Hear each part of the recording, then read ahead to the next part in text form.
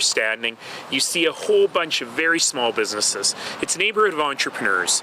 It's a neighborhood of job creators. It's a neighborhood where people work hard to make their dreams come true and to create employment and create a vibrant economy. And I wanted to come here today to really acknowledge the fact that this morning we had yet another absolutely dismal jobs report showing that the United Conservative Party is doing a terrible job of managing the economy, a terrible job for young people, and a terrible job on creating and sustaining jobs for anyone other than themselves. So first, the facts. Alberta now has the highest unemployment rate outside of the Atlantic provinces, the second highest in the country, considerably higher than our neighbours in Saskatchewan and in British Columbia. That unemployment rate has increased by nearly 300 basis points, by nearly 3 points, since Danielle Smith took office. It now stands considerably higher than when the NDP left office. Despite the UCP's consistent promises on jobs in the economy, they have failed over and over again. And perhaps most troubling is the increase in youth unemployment, which stands at record high levels, particularly for young men. Young people in this province are losing hope that they'll ever be able to get a decent job, that they'll ever be able to save up and to buy a home. And the UCP is just interested in political headlines. This week they finally, after 6 years in power, they finally unveiled a job strategy. I was pretty excited about that. I thought finally we're starting to see some action here. But the job strategy is word soup. It's a bunch of buzzwords. It seems focused on letting people know about jobs that exist. Newsflash, there are not enough jobs. It's not about letting people know that jobs are available. There simply are not enough jobs. And the Premier's response to this, beyond buzzwords, is to blame. She blames the universities for being too woke. She blames the renewable sector for investing in Alberta and somehow denigrating the rest of the energy sector. She blames small business people. She blames municipalities. She blames the federal government for existing. But what she doesn't do is take responsibility for the province's role in crafting and creating a better economy. I'm particularly interested today to have my Shadow Minister of Finance with me because, of course, Court used to be the chief strategist for Calgary economic development. We understand how economic development works, and my record here in Calgary and Court's record has been a record of fostering both entrepreneurs, medium-sized businesses, and inviting large businesses to invest here. We brought investors in from all over the world. We help people build businesses right here in the province. The province seems to have forgotten all of that. They cut post-secondary education, they're not investing in the workforce, they're not investing in young entrepreneurs and new entrepreneurs, and they're not investing in the kinds of thing it takes to create sustainable jobs right here in Alberta. So if you vote Conservative because you think they're good with money, they're not good with money. This brand of the Conservative Party is not doing anything to foster a vibrant and thriving economy here. Under them, the Alberta Advantage has all but disappeared. And all of their seeking headlines and trying to score short-term political points hurts the economy. Just this morning, I did an interview with the BBC. Millions and millions, tens of millions of listeners to that. They didn't want to talk about how Alberta is a great place to invest. They wanted to talk about the stereotype of Alberta as being a place that bans books. They asked me about living in a socially conservative place. And I had to do the Premier's job for her. I had to talk about how Alberta is a tremendously diverse place that welcomes everyone, where we welcome investment from around the world, where we have an incredibly vibrant and prosperous economy. Because what the Premier is doing is destroying our confidence in Alberta, both within the province and around the world. Who's going to invest $1 in a place where they don't know what country they're investing in?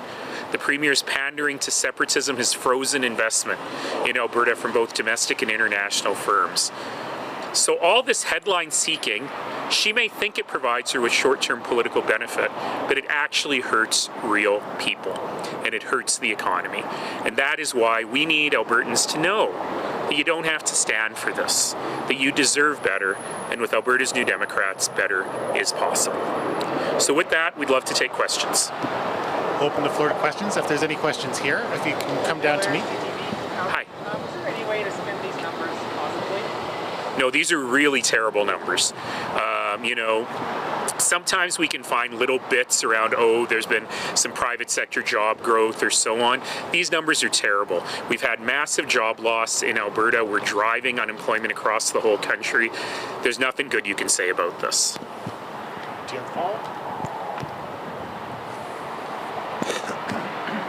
So, Mr. Nenshi, had you been in the government, what would you have done to bring jobs? It's a great question, and you can look at my record in Calgary around economic development in good times and in bad times. So for example, in Calgary, with Court's help, we identified areas where we were strong or could grow stronger, specific industries that needed our assistance. We figured out ways where government funding could help create small businesses or help small businesses grow into medium-sized businesses. But most important, we were constantly focused on our image as a great place to do business. And I think what the UCP misses is that when they go on and on about banning books or on and on about the prospect of separatism, that actually ruins our brand value everywhere. Alberta Advantage was true, but it was also a brand that we had, that people knew that if they invested here, they'd have a stable environment, the politics wouldn't change, and people were focused on being business friendly. And this UCP government does none of those things. I have the record of doing that, of building an economy, and that's what we have to focus on now. Do you have a follow-up? Okay, we are going to go to the lines now. The first question comes from Rahim Mohammed. Rahim, you should be available to talk. Rahim, are you there? Ah, there we are. We can hear you now. Me? Yeah. Good chatting with you again. I hope you had a good summer. Looks like you made the rounds. Well, thank you. I hope that you're surviving leaving beautiful Alberta. Yeah, definitely looking forward to being Alberta bound in the very near future. But I want to get your reaction to criticism, or I guess constructive criticism, repeated criticism from Gil McGowan that the Alberta NDP is losing its historical connection to workers, and to get some of that mojo back, you need to pivot toward more of, I think it's termed for a populist pro-worker agenda, like someone like Bernie Sanders, or since you're part of the East African diaspora as well, potentially someone like Zoran Mamdani. What do you make of those comments? Well, you know, Mr. McGowan certainly is entitled to his opinion, and certainly he is correct that young people, young workers, particularly young working men, have been drifting rightward over time, really brought there by empty promises. You know, the Conservatives here in Alberta like to cosplay as workers. They like to pretend that they've got workers in mind, but their economic record doesn't show that at all. And in particular, their economic record to helping young men is dismal. Young men in this province have the highest unemployment rate they've ever had. And I've seen nothing from this government that shows that they actually take that seriously. So yes, of course we need more people in the skilled trades, and we've got to do the work to make those pathways easier. We have to work with workers and their unions to ensure that people can make good lives in those trades, but these governments do none of that. And so yes, you know, there are folks who say, oh, you should be more firebrand populist, and firebrand's not really my way. I'm a pretty even-keeled guy. But the real issue is policies that put workers first and put jobs first, and that's just not what we're seeing from the folks on the right. Rahim, do you have one follow-up? Follow-up on the big news we got today with a pause in the electric vehicle ban. Do you think it's time for Ottawa to go the extra mile and either relax or remove entirely the tariffs that are currently on place on Chinese electric vehicles, to hopefully reverse some of the unjustified damage that China is placing on canola growers right here in Alberta? Yeah, you know, I really think that I'm going to get the last part of your question first, and then I'll back up a little bit. It was actually really shocking to me that it took the Alberta government the better part of a year to even make a statement, a real statement, on what was happening to agricultural producers facing those kinds of tariffs. Last week, I happened to be on a combine. I did not roll it. I was very proud of myself. We were harvesting yellow peas, and And I was talking to the farmer doing the harvesting, and he's facing 100% tariff on his peas as well as on his canola products going into China. And it wasn't until China raised the stakes in the last month that we really saw something from the government of Alberta. Now I understand that the Premier of Saskatchewan is going to China, that the federal government is sending representatives. I do not know if anyone from Alberta is going on that mission. It's critical. We need to be able to open up these markets for our agricultural producers in China, in India, as well as everywhere around the world, so we're not so dependent on the United States. And that means sitting down and making a deal. And we've got to be able to make a deal that's a win-win. And I think we will see that. You know, the ban on Chinese EVs is a little bit outside of my pay grade, but it's very obvious that that was put in place to avoid this kind of thing from happening as a result of pressure from the United States. And it clearly hasn't worked the way it was supposed to work. So I don't know if EVs need to be part of that deal, but I do know we have to be very serious about ensuring that we've got global export markets for all of our agricultural goods as well as other goods that we produce here in Canada. I will also say that it's welcome to see the federal government moving on things that really are job related, but they need provincial governments to be their partners on all of this. So, you know, recently our Premier put out a video, a beautiful, slick video. She looked like $1 million. She sounded like $1 million. And when we got to the end of the video, she asked for the same 3 things she always asks for. We need those 3 things in place. We need a smarter view towards emissions caps. We need to get rid of that tanker ban. We need better environmental assessment. I've always said those things. But those things are not sufficient. You can't blame other people. That's not going to create millions of jobs and billions of dollars in investment by itself. You need provincial governments who are willing to work with private industry, who are willing to work with Indigenous communities, who are willing to look at their own regulatory procedures to make sure that these things get built. And I'll remind you that under 6 years of UCP rule, not 1 mile of pipelines have been advanced in this province or in this country. Rachel Notley got a pipeline built, the only pipeline to Tidewater. We know how to do it. Thank you, Raheem. Next question comes from Sean Amato at City News. Sean, your mic should be open. Hello, Mr. Nenshi. So earlier this week, the Premier promised that this order on library books in schools would be paused for a few hours. Her education minister was, or the ministry was supposed to give an update at 11 a.m. today, but they didn't show up for that. They told people 20 minutes later, we were actually going to push it to Monday. Just wondering what you make of how the government has handled this whole thing. Oh boy, there's so many ways to go here. First of all, it's very clear that Danielle Smith works on a different timeline than the rest of us because she also promised to fix healthcare in 90 days. It's been 1,000 days and things are much worse than they've ever been. So she was going to fix the book ban in 2 hours, and it's been, I think, 4 days now, and certainly it'll be longer than that. And I can tell you exactly what's going on, which is the province made an ideological commitment in the hopes that it would help them in the Edmonton-Ellerslie by-election. And now they're trying to figure out how to actually implement that commitment. The ministerial order was terrible. It read like it was written by ChatGPT, and anyone who read that order in July knew exactly what was going to happen, which is books like The Handmaid's Tale would get banned. When that happened, and also the Premier's favorite book on right-wing ideology got banned, she woke up and said, "That's not what I meant." Well, Premier, it is what you wrote.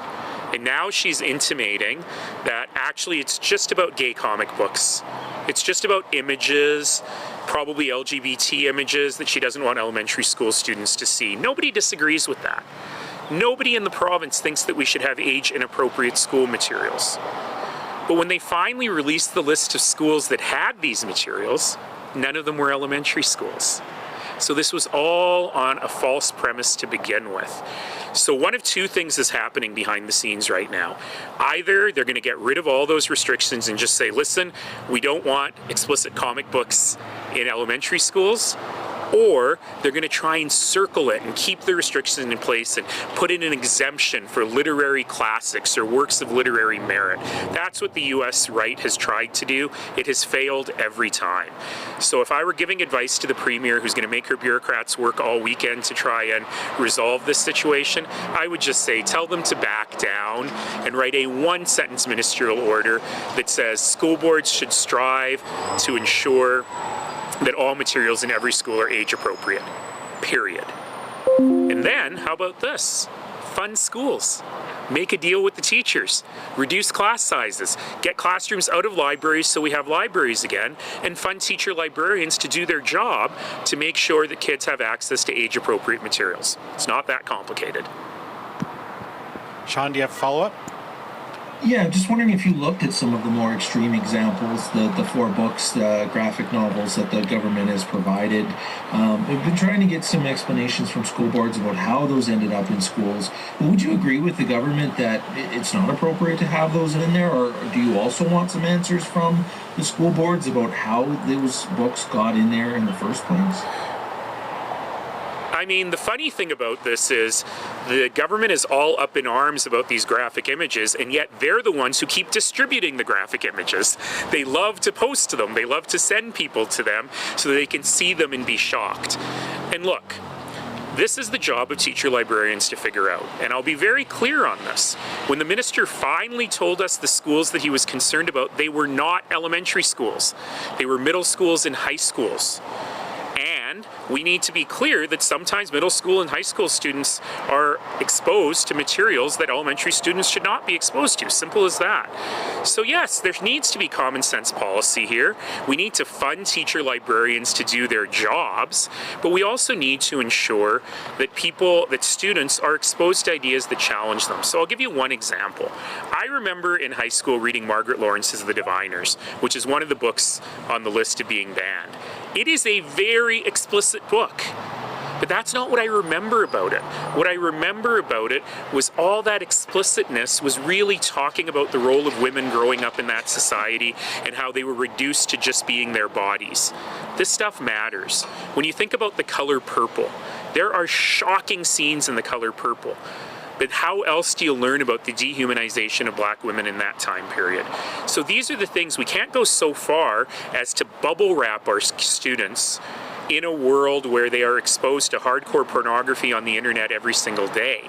Instead, we have to train them and give them the skills they need to navigate a complex and difficult world, and a world that's forcing them to grow up too young. And I don't think the Premier has ever thought about the broader implications of what she's doing. She just wanted to shock people and get people fired up and ignite a culture war, instead of really thinking about what students need to be protected from and how we keep everyone in our schools safe. Thank you, Sean. Our next question comes from Jack Farrell, Canadian Press. Jack, you should be available to talk. Hello.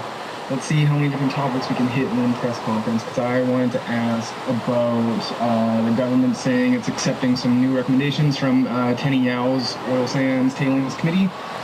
One of those recommendations is actually to treat and release tailings into the environment again, just back into the Athabasca River, into other water bodies, and pit lakes. The Yao's report says that it's actually like treating it and releasing it is essential if Alberta wants to mitigate the risks that tailings themselves actually just pose by existing. So wanted to get your thoughts on that one. Yeah, you know, those recommendations are quite new, so we haven't had a chance to really review them.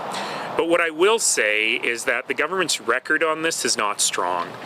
They've talked very openly about abandoning the polluter pay principle, about saddling taxpayers with the cost of cleanup in the case of conventional oil. So let's hope they're not going that way with oil sands.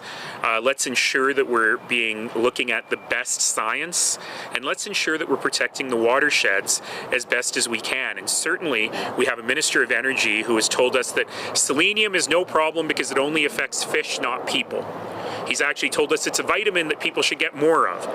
And that's how he justifies coal mining in the eastern slopes. This is not good science. It's not good health. It puts our agricultural watersheds at risk, and it puts people's lives at risk.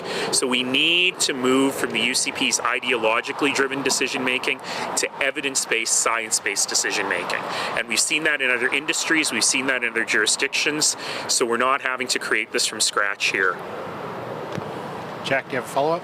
Yeah, on same note, so this committee in June, they put out their first few recommendations, and I've written about those, and I spoke to somebody with environmental defense at the time who said it was news to them that technology exists to treat tailings to the degree necessary that it wouldn't cause environmental risks, like Taniao has claimed in his letters and reports here.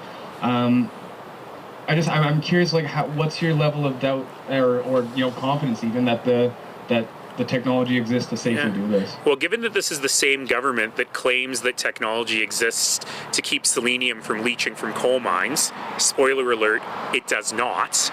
It has never been tested in the field properly or brought to scale. I have a lot of skepticism about anything that the government says, and I don't believe Mr. Yao is an environmental scientist or an expert in this field in any way.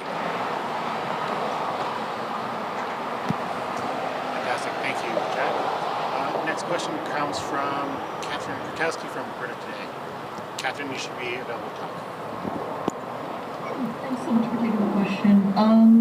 We saw Conservative Party of Canada leader Pierre Poilievre and BC NDP Premier David Eby both agreeing that the temporary foreign worker program should be scrapped. At the Alberta, Sawyer pointed out there's some farmers who are very reliant on this program for labor, and I'm wondering, what do you think needs to happen in light of these job numbers with the temporary foreign worker program? We certainly need to review this program and look at its goals. It's not meant to create a permanent class of exploited workers who come here and don't have labor protections and are not able to move forward in their lives in a meaningful way. And I think that it has gotten out of control since 2021 or so in terms of the numbers that we're seeing. There's also a relationship between the low-wage technical foreign worker program and youth unemployment. But I think that that needs to be part of a broader view of looking across the immigration system. And Tara Sawyer, my colleague in the legislature, has a very good point, which is our agricultural sector in Canada wouldn't work without seasonal temporary foreign workers. It just doesn't work. And so let's not throw the baby out with the bathwater here, and let's ensure that we're actually talking about real facts and real people. You know, there's been a lot of claims. In fact, the Premier herself, who just a year ago was saying she wanted Red Deer to have 1 million people and Alberta to be 10 million people, is now in the Alberta Next panels claiming that immigrants are stealing all the jobs. Meanwhile, we're hearing from others that immigrants are filling up the food banks and taking all the social programs. I call it Schrodinger's immigrant. They're simultaneously stealing all the jobs and sucking off social programs because they don't have jobs. You can't have both of those things. So in reality, we have to take a real hard look at all the different categories of people coming to Canada and make sure we're building systems where every single person can thrive. And I do believe that requires a major review of the temporary foreign worker system, particularly the low-wage temporary foreign worker stream, but also understanding the necessity of the temporary foreign worker program in agriculture. Okay, just another round. Yeah, follow-up. I know you'd address off the top some of the things you would do differently, but I'm wondering what specifically for youth needs to change, because as you mentioned, we have the higher than usual youth unemployment. Well, let's start with the fact that when the UCP took power in 2019, they cut post-secondary education of all kinds by the largest amount it had ever been cut. They essentially took out the same amount of money out of the system that would be 3 or 4 universities, 3 or 4 brand new universities across Alberta. So we've got to take this seriously. We've got to make sure that we're training people, that people have the opportunity to be educated, that we've got good student loans in place. I'll give you one very simple example. The UCP ended the summer temporary employment program, which was allowing allowing for summer jobs for students, which both helped nonprofits and small businesses, but also gave students that required work experience. So there are problems small and big here, but systemically, we need to ensure that students have access to the best public education, that we're not paying the lowest per student fees in the country for public education in overcrowded, overly complex classrooms where people are not getting the skills they need in order to succeed as citizens and as workers in the community. It means a new focus on post-secondary education of all types, not just demonizing the universities for being woke, but making sure that everyone has access to an education that, again, will help provide them with the skills that they need to be productive in the future.